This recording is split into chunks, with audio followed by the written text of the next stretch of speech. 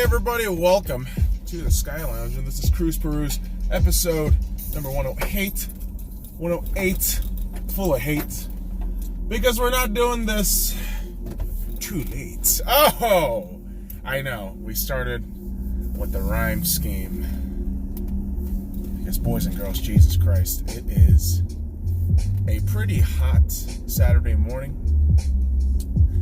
but a hot morning in August also means one beautiful thing in the world of sports ball. Premier League football is back, boys and girls. It is back. Now, as of right now, the Tottenham versus Aston Villa match is still going on, so let that result be what it may be. But there have been other results, other teams playing all throughout this weekend, namely yesterday as well, right? Not just today.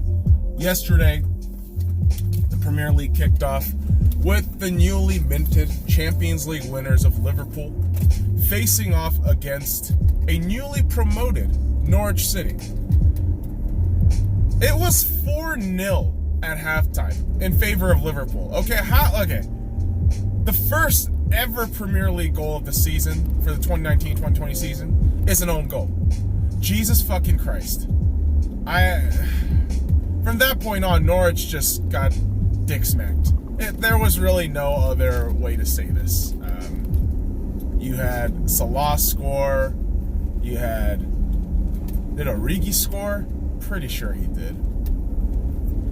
And, gosh, I totally forget the other cat in there. Before 4-0 by halftime. And thankfully Norwich, they saved face with Pukki scoring a goal, because the one thing that we also have to mention for Liverpool is that Alisson, right? Champions League winner, highest clean sheet, Golden Glove winner for the last season of the Premier League. Alisson is out in the first half because of he's trying to take a goal kick, slips on the field, and gets injured. It looked like a calf injury, and so it might sideline him for quite some time. Maybe not. I don't know. But Liverpool pulls ahead. 3 points on the first day for them, and then you follow that up with the first match of the day today.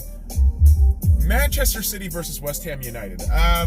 I wasn't up for this match, I'll be really honest, but I saw the scoreline.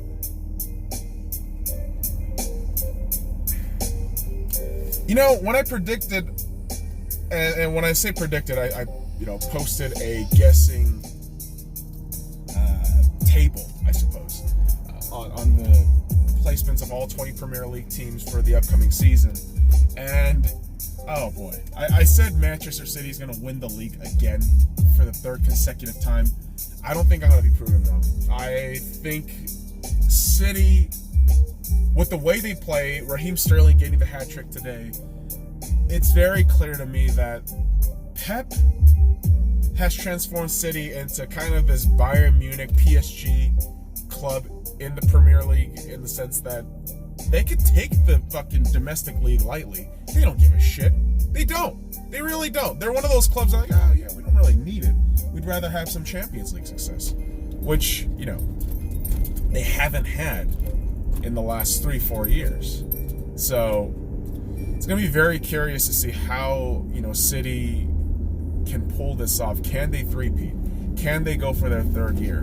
Because, again, that performance today looks so goddamn dominant, and they do look like the best team in the Premier League since starting day one.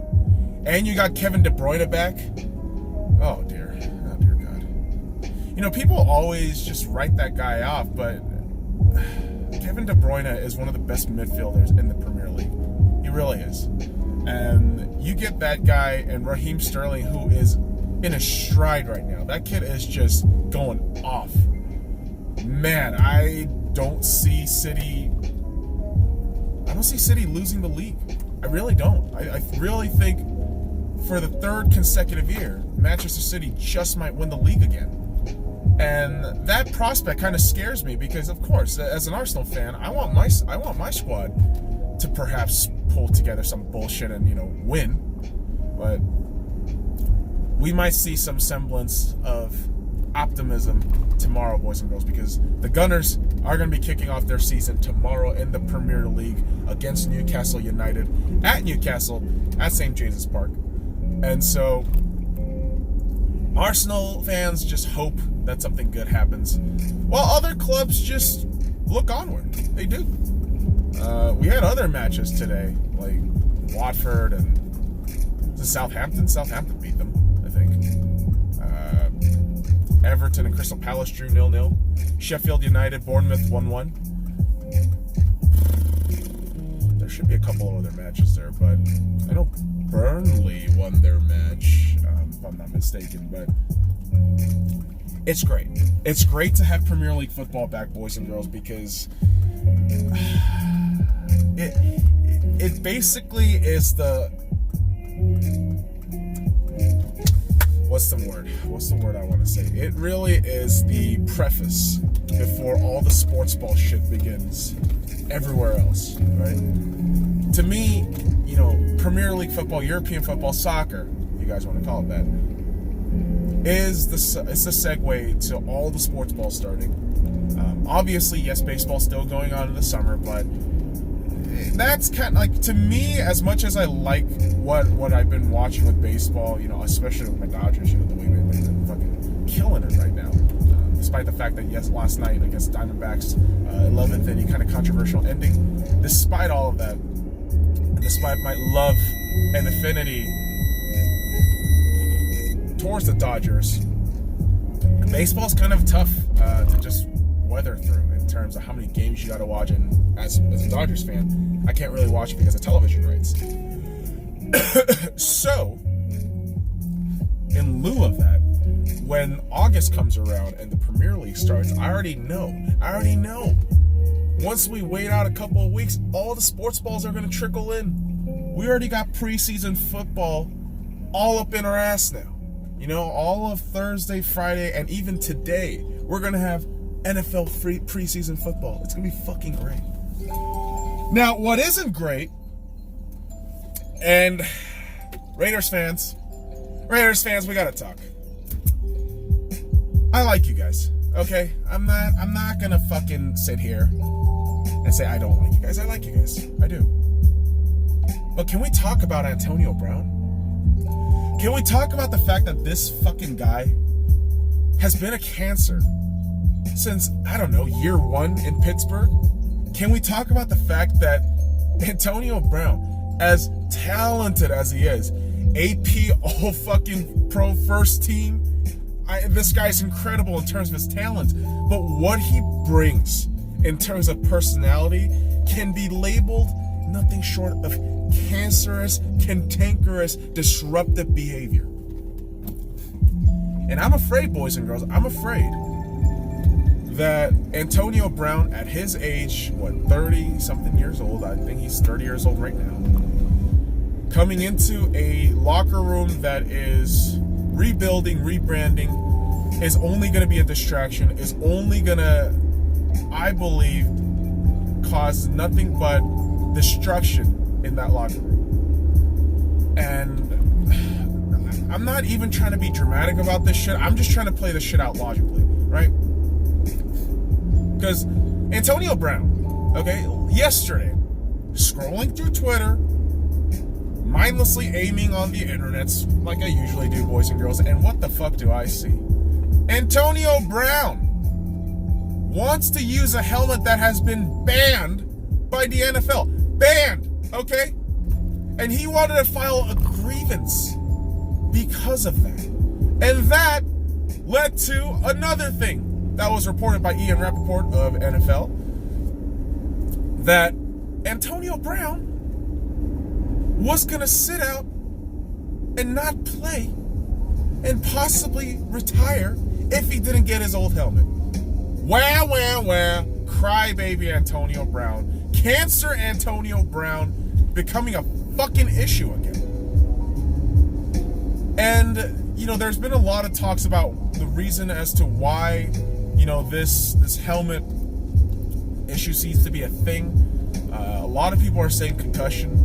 because a new helmet, supposedly for Antonio Brown, he doesn't find it comfortable. He doesn't really care for it, and so he likes the old one, which again banned by the NFL. Pretty sure something that the collective bargain agreement has come across with from the NFLPA and the actual NFL, but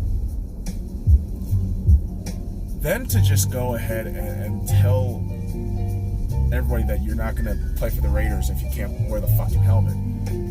I gotta tell you, man, I don't know what the fuck his deal is. I really don't. And some people are even suggesting, oh man, he might even have CTE. Like maybe this was a thing, where Vontaze Burfict a couple years ago, this could have been the reason why he's so deranged and crazy now. But I'll give you the evidence otherwise. Dude, look at the fucking history of what Antonio Brown has been in the Steelers since year one. Listen to guys like Ryan Clark telling you about, dude, this guy he was going to be a problem. We all kind of knew. Don't blame it on fucking CTE, dude. If you're an asshole, you're an asshole. That's what the fuck that shit is. And Raiders fans, I'm not trying to fucking shit on your parade. I'm not trying to fucking berate you guys. I'm not. What I'm telling you is, look at the fucking reality of the situation. You brought in a cancer. You traded for this fucking cancer. For what? But for what? Notoriety, public attention? Is that what you really wanted him for? My God, that's terrible. And this just keeps me going to that conclusion that John Gruden, is he completely incompetent? I don't know. Maybe, but we're not 100% on that. But this shit right here, man. You gave up Amari Cooper, you gave up Khalil Mack, you have hung on to Derek Carr's lifeless corpse and brought in a cancer in Antonio Brown. Not just Antonio Brown. You also brought in Vontaze Burfict. You also brought in another cancer in Richie Incognito. Your squad is a fucking body riddled with cancer. Just riddled with cancer. And you're going to tell me that this team is going to be functional and regular and all good to go and all right? I'm not buying it. I'm just not. I think this is a fucking disaster waiting to happen. And again, I don't want that to happen for you guys. I like your fucking team. I like you guys as fans. You guys are passionate, misunderstood groups of guys and gals who love their team. Granted, I'm not going to fucking defend your goddamn criminal acts of, vandalizing, assault, none of that shit. I don't defend any of that shit. But for you fans who wait patiently for this team to get good, I ask you, will they? Will they? Because this team to me just seems like at best an 8-8 team that's masquerading around in the false sense of competition and stardom, where honestly it's just a fucking mess. I really do think that, and I apologize, Raiders fans, but really, prove me wrong. I always say that, just prove me wrong. And why I'm telling you guys all this? Why am I telling you guys all this? I just like raising issues. I like to see team dynamics because, I say all this now, right? Hold on now. I say all this now. And you know what? The reality of sports is that I could be wrong. And hopefully for you Raiders fans, I am wrong. Because this is not how you want to fucking cap off your last season before Las Vegas, being known as a cancer team. Being known as a team that was full of such fucking cancers that you had to fucking go through chemo, right? Maybe halfway to the season. You don't want to see that shit, right? But with Antonio Brown, I can't defend that shit. I really can't. I've been saying since day one, this guy's a cancer. Why the fuck would you bring him in? And since the start of training camp, this guy has been a fucking problem, right? And You might be asking yourself, whoa, what the fuck do you want us to do? Trade him? You're not going to get anything of value for him. You're just not. I think more than anything, a lot of teams are realizing now that that's not something that they should waste any assets on. If anything, I'm pretty sure a desperate team like Arizona, Cincinnati, they might reach for him, but boy, oh boy, it's going to be hard to try to get rid of this guy, this fucking cancer of a player. Raiders fans, I wish you the best of luck, because it could be potential dick punching, but who the fuck knows? We don't know the future.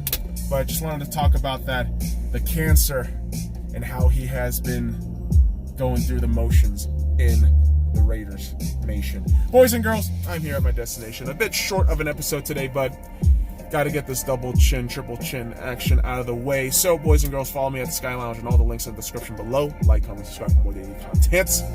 Fuck off.